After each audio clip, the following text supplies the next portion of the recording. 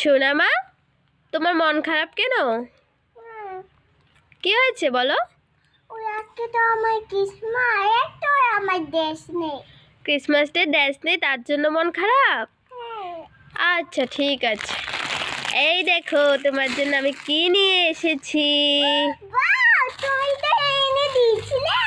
হ্যাঁ, আর এই নাও তোমার ক্রিসমাস ডে ড্রেস। হ্যাঁ, খুশি হয়েছে তো? এবার পরে নাও, ড্রেসটা পরে নাও।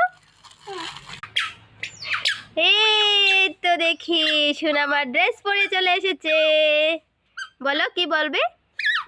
আমার বন্ধু আমার ক্রিসমাসে অনেক শুভেচ্ছা।